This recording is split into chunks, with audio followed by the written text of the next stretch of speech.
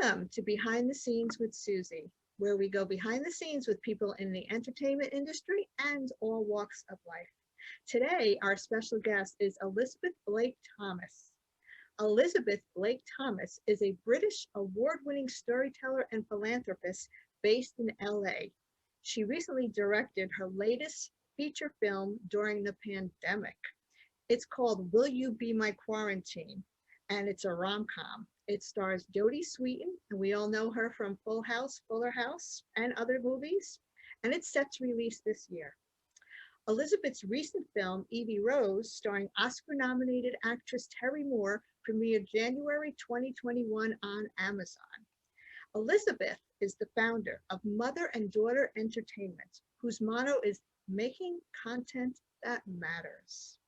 Through MDE, Elizabeth established the MD Foundation Initiative, a campaign to mentor and employ undiscovered filmmakers. And if that's not enough, Elizabeth is also an official ambassador of the Awareness Ties for Human Trafficking. Her award-winning short film, Unseen, is being used to educate children on the dangers of luring tactics. Elizabeth is a regular on panels at Sundance, Cannes, and Toronto International Film Festivals, and we're very happy to have her as our special guest today. Welcome, Elizabeth. So nice to meet you. It's lovely to meet you. I have to say, every time I get interviewed like this and people start talking about me, it's just that wonderful reminder of, oh gosh, I have done that. Oh yeah, that is what I do. Oh yeah, I did do that. You know how we always need that? Because it's just becomes part of everyday life. So to sit here and listen to that, I was like, wow, I'd like to meet her. She sounds good. Well, I said, I'd like to meet her also. Yeah, I think it's something, especially during the pandemic, and I've said this to my husband, when we're not out there with people reaffirming what we're doing, we sometimes forget. We're just in our homes doing it, or outside on a set doing it, and we stop to think, oh, we're doing something. And it's something that, you know, is admirable and we should be proud of doing. So, well, I mean, the great pause for me this year has been non-stop. And that's been something where I've had to really look back and go, do you realize what you've done in the last 12 months? This is phenomenal. You know, be proud of yourself. And in fact, I was talking to someone today just about this, which was, you know, the accolade of an award. You know, we're coming into award season now. To me, used to be the thing before I was in the industry of, wow, that's the thing that shows what you're doing and how good you are. And now actually that doesn't define me at all as a storyteller. For me, that would be as part of my journey. Oh, and thank you for that. And that's appreciated, but it doesn't define me as a filmmaker or a storyteller or whatever it is I'm doing. It would just be an added bonus. So what we're doing now is what we love to do. And I feel incredibly privileged that I get to do that every day. Right. And I think it's something that comes with age also. I think when filmmakers start out, it's why are they making this film? And then if they're really doing what they love doing, as you said, an award would just be the gravy. And it, you know, these awards, we see who's getting all of these awards. You know, except that film festivals where a lot more independent people can get awards. It's not about the awards. It's about making the film and sharing it with the world. And that's, you know, we have the opportunity to do that now. So I want to talk to you. I happen to be a huge fan of rom-coms. I don't know if you are, and that's why you got into it. So when I saw that you did a rom-com with someone that I really admire, I mean, Jodi Sweetin, I have to admit, I watch Hallmark and I've seen her in so many movies, and she's just one of those actresses that I grew up with. And I was so excited to see that you had her in this film. So you have to tell me, first of all, what is this about? So I agree. I'm a big rom-com fan. So the first thing that I love doing when I'm on set is being happy and enjoying myself. And obviously a rom-com, you just can't help it. You're grinning, you're laughing. I came up with the concept at the beginning of COVID because I was sitting there like today, looking good this bit, but if you saw what my trousers were, you know, and I thought, hold on, this is interesting because people are now going to only show what we represent in this frame. And I wanted to create a story whereby, what is it like for people to date in this world now? We were already on apps, we were already connecting in that way, but now you really can't connect with anybody. What does that mean? And I approached my screenwriter who wrote the film for me. And then the actors that were kind of part of this were people that I wanted to be real. I wanted real people in it. I wanted us to all, because we're all experiencing something real. I didn't need the gloss of a Jennifer Aniston or whatever. I wanted people that we all know and love, and you look at it and go, oh, that could be me. That could be me. So Jodi is definitely one of those actresses that not only is she fab on screen, she's also a great hardworking person. And because of COVID, you know, you're shooting in a whole new world and it's not the most relaxing environment. And she just kind of came to it full on. Can you tell me what is the plot of this? I can. So girl meets boy, because I don't want to give it away. Girl meets boy in the app world, okay. But you only see what you see. So maybe there's some deception that goes on, and therefore. You mean people not being themselves online? Yes. Wow. Yes, I know, crazy. And so therefore, do you think, though, that you were in love with what you perceived it to be, or is there some truth there? Yes, and I do have one of the stars of the show with me here, because she's actually in the movie. Oh. Yeah, she was great, weren't you? Yeah. Well, you've got to have pets in rom-coms. Exactly, exactly. I'm thinking of the dog at the end of You Got Mail. At the park scene. That's the first thing that comes to my mind. So exactly. Tell me, how did you end up with Jodi and David Lipper in the movie? Did you go through a casting agent, or are they friends of friends, and did you know them? Actually, no, it was friends of friends. It was very much, I had a casting director on the movie, but I went to David first because he's a friend. He then, obviously, because he'd been in the show with Jodi, asked Jodi. They made a great pair. And then I knew that I wanted Alec Mapper. He was just my number one. I'd visualized him as we'd written the role. So I didn't go to anybody else. I went straight to him and he said yes. Then again, Danielle Perez, she was somebody I'd seen in a Deadline article and I wanted her and I got her. And then these other ones just kind of kept coming. Nemi Grossman is a very good friend of mine. So Ron G is a friend, but they're all very talented and they just kept coming and coming and coming.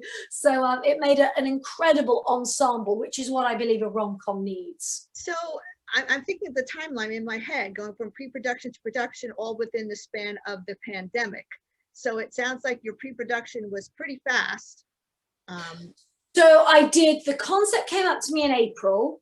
And then I didn't know when I was going to film it. I didn't have the funding or anything. I was just letting that naturally progress. But when I realized that I could get the funding and I could get the cast, then my pre-production was 4 weeks. So end of October, I was shooting I finished before Thanksgiving. So mid-October to mid-November. And then I've been in post beginning of December, January, February, and it's going to be finished end of March. So it's a 6-month process. That's very fast for a movie, including getting the financing in at that time also. So tell me, you know, the COVID insurance and all the protocols have really bumped up the budget of an independent film. That being, aside from the monetary issues that you had to deal with, how difficult was it putting together a movie with having to adhere to all of these protocols? So I have 2 things that I normally do on my movie sets anyway. I have a crew that I work with on the same crew for every single film, and I bring them in from our places, and we always have a house that we all live in. So actually people are like, this is a really new novel idea. I did it on every movie. So we're always quarantining together anyway. So that didn't make a difference for me. The cost of the tests every day and a compliance officer.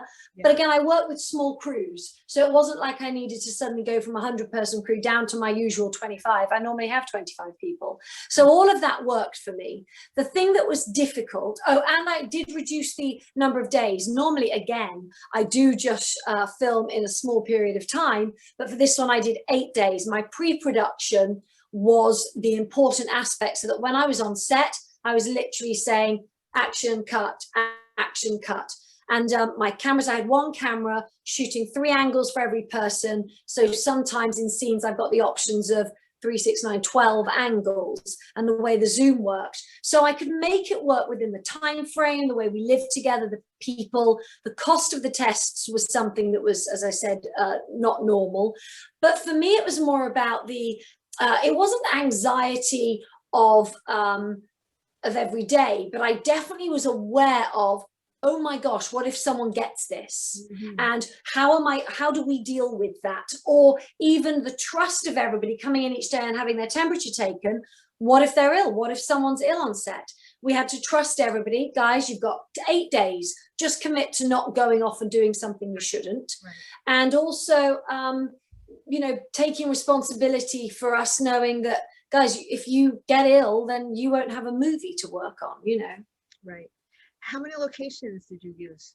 That's the other thing. I used one house that worked for every single location, and it was the house we lived in. Massive. I mean, massive house, swimming pool, you know, 8 bedrooms, a separate guest house that I used as a location. And I did everything in that one place, so we didn't have to move locations. Wow. At one stage I was doing, I think I did 50 pages in a day. Wow. Because every character is in their Zoom. So I gave one character 2 days, another character 2 days, 1 day, 1 day. And what I did was I strategically put when all my others were coming in at the end of the shoot, just in case somebody was going to get ill. It was at the end. I'd shot most of it. That's a lesson for everyone on how to film during a pandemic, but you know, hopefully this is it for the next 100 years. I hope. Yeah, I hope so too. So I can't wait to see that film. Now, rom-com, light, entertaining, which is what we all need now, which is what all the distributors and you know, streaming platforms want, because we've been living the doom and gloom. We need to see something that's fun and going to put a smile on our faces.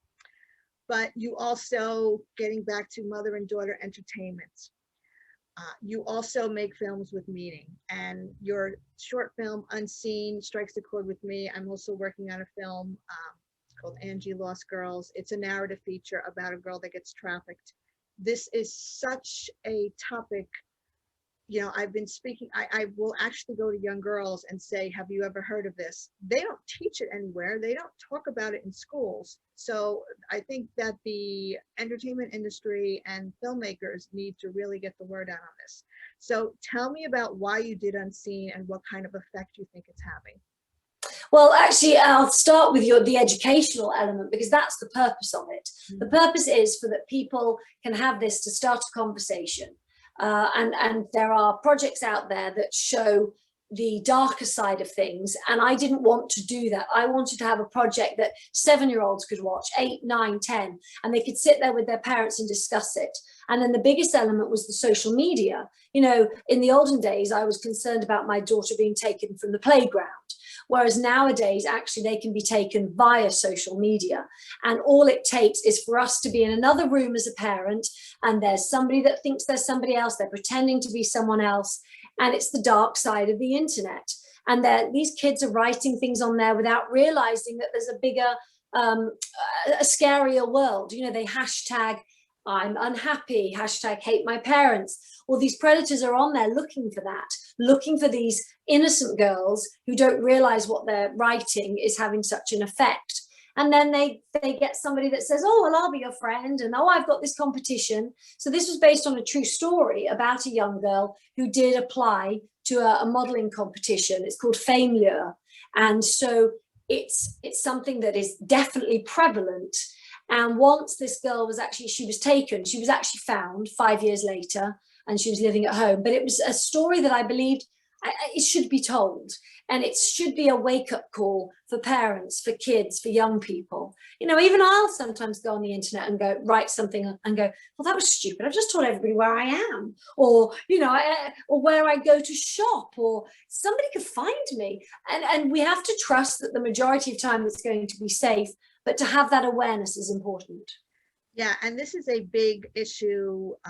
I also know of someone with an organization that I deal with that we found her. She was in Baltimore. We brought her back. This is an issue that's increased dramatically during the pandemic because the predators are online and looking, you know, it's so much easier because there's more people online. Tell me what a parent should be aware of. Well, first of all, I know a lot of young girls and guys that have their own fake profiles. So this is what I've got, mum, and they show you, but actually this is the one they're in contact with other people. So it's having an honest conversation with your kids and saying to them, listen, I understand you don't want me to be on your Instagram. I get it. I understand you want to put up other things, but having that open conversation about why that's not a good idea, what they're putting up online. It's about having this open conversation between parents and kids from a very young age now. They're all tech savvy. I mean, look, you and I had a situation before we started where I was like, called my daughter, can you fix something? They know how to do this. They're not stupid. And so unfortunately, neither are the predators. So it's about what we're uploading, what we're putting on there, getting them to recognize, but mom, I just did this little photo, you know, it doesn't mean anything. Really understanding the repercussions of that. I know there are sometimes we have things, I've seen them on Facebook, where a teacher holds up a note and says, please can we make this go viral so that my kids can see how easy this is to go viral. You know, we don't understand how many people can end up seeing something. And even now, I look at the internet and go, thank goodness it didn't exist when I was younger, because there would have been things that I didn't want out there. Yeah. And what do you think what are some key words or key phrases that an online predator would say to a young girl that should be a big red flag? Well, you've got the phrases that the young people put up, which is I'm depressed, or hashtag depression, hashtag lonely, hashtag hate my parents, hashtag need to escape, hashtag teenager blues, anything that is showing, because the minute you type a hashtag in, you know, it comes up showing you what the hashtags are, and it'll say, you know, check out all these posts. So a predator can go onto those posts. It doesn't need to see the people, it sees who's writing those hashtags, and then they'll find the people that are writing those hashtags. A hashtag is a portal into another world. And I didn't even know that because I saw it as a good thing. Oh, look, I'm hashtagging dogs of Instagram.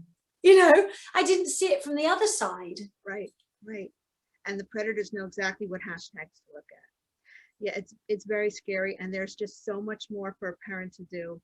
You know, my kids, I think they got their cell phones when they were in 5th or 6th grade. I know it's younger now. And I used to tell them the reason you have a cell phone is so that I can get in touch with you. But I know that the cell phones just open up a world that they have no experience, that they don't know what's going on. So we need, you know, we need more education like this. So thank you. Exactly. So you mentioned a daughter. Your company name is Mother Daughter Entertainment. Tell me something about your daughter and what it's like working with your daughter. So she's my best friend. Aww. So I not only do I like to wear real hats, but I also have several metaphorical hats. Got it. So we are best friends. I'm mother. I'm chaperone. I am her advisor, her mentor. We created a company together. So we have all these wonderful elements that join us, and therefore it made sense that we put a name to it. Right. And we pitch projects together. She obviously acts in them as well, but not everything. She wasn't in the rom-com. She was my first AD on that, actually. She is a very unique, special young lady. And she was in a Disney show?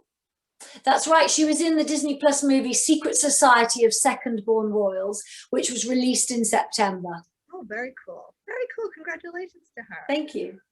So tell me what you're doing in the next year. What's on tap for you?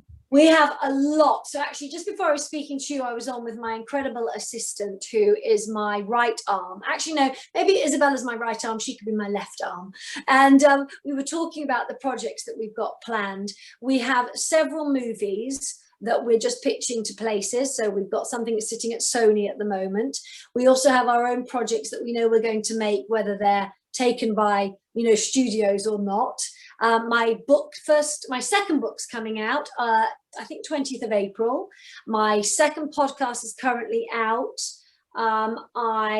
I have my own other initiative, Medicine with Words, which I know we're going to talk about at a later time, but people can still look that up online. And it's a busy time where not only am I creating content, but I'm also mentoring consistently for a lot of people. Mm-hmm. Very important. Well, I heard the way to get through this pandemic is to communicate and create, and that saves people doing that. And you're certainly doing a lot of that. I'm trying. I'm going to ask you now, since we both love rom-coms, if you can tell me off the top of your head your top 5 rom-coms. I can, because I do love them. So there's no specific order to these, though. Okay, that's too hard to answer. Okay, so I would say The Holiday. I know. I would then go on. Best when a couple of times during the year, one of the cable stations will just play it 24/7. Yeah, there's nothing better. I know. So I love that one. Then I would go a bit classic and I'd say Notting Hill. Oh. And 4 Weddings and a Funeral. I love both of those. Then I would put myself out there and say I love A Midnight in Paris. I really that story just takes me to totally new worlds. Then hold on, how many is that? Is that 4? I wrote them down because I wanted to write one more down the other day because I was watching them all. Midnight in Paris, The Holiday, Notting Hill, 4 Weddings and a Funeral. And you know what? I actually wrote Midnight in Paris twice, which is interesting. That's how much I liked it. And then I think going something like a classic, like Something's Gotta Give. Oh, I would do a Nancy Myers. You just can't beat all of hers. Right. That's a great one. Yeah, that's what I So many women I know are like, that's the life I want to live. Yeah, I know. Wonderful. I know. Wonderful. That's pretty close to my top 5s also, except I have one to interject, and that would be Love Actually, of course. Well, do you know what? You can't beat Love Actually. No. You can't. So maybe I'd exchange 4 Weddings and a Funeral for Love Actually. I'll do that. Did you see the 4 Weddings and a Funeral by Mindy Kaling on, I think it's Hulu? Do you know what? I haven't yet. No. It is very well done. It sticks to the original story. It brings in some new characters, and there are so many different lines from rom-coms that if you're a rom-com fan, there's a lot of Easter eggs in it for us. Love it. Okay. What have you, speaking of the streamers, what have you been binging on for the past year? So I find it very difficult to not binge. So therefore, when I do binge, I have to watch it all in one go because, for example, if I'm working on a film, I don't want to be distracted. I've got all my classics that I love getting through, like the procedurals, like your Law and Orders and things like that. And I can put those on and not even think about that. I'm afraid to say that I'd never watched Grey's Anatomy. So 17 seasons, I watched that over the whole pandemic. And then actually I don't watch the last one because funnily enough, I used to love it because it took me away from the real world. So I haven't actually wanted to watch the last one where they're all wearing masks and it's a bit depressing. So I definitely did that. I don't know. I've been doing a lot of reading. I'm reading a lot of books. That was what I was trying to do. Yeah, I've been watching a lot. I'm doing the lighter fare because the reading that I've been doing has been all, I was reading about the pandemic, politics, and now I'm stuck on what's going on in Mars, on Perseverance. So it's a combination of reading and binging is what's getting us all through this. Yes, it is. So Elizabeth, tell us if someone wants to get in touch with you. Please give me your Instagram or whatever social you use and any websites, including the website for your medicine work. Okay, fantastic. So I can be found you literally Google me and everything's there, but it's at Elizabeth_B_T, and then at Medicine with Words. Then my website is medicinewithwords.com, motheranddaugterent.com, ent for entertainment, and also the Instagram for that is at motheranddaugterent. I think that's everywhere. Wonderful, wonderful. And the name of the movie is Will You Be My Quarantine? Yes, but it's funny because I think it should be said, Will You Be My Quarantine, like Valentine's. Oh, okay. Oh, even better. I didn't catch that. Very good. Okay. Well, Elizabeth, it was wonderful speaking with you. I can't wait to see this rom-com. I think I'm going to check out Unseen also. And it's just been so interesting talking with you. Please keep doing what you're doing and check back in, especially when that movie comes out. I will do. Thanks for having me, Suzanne. Okay. Bye-bye. Take care. Bye.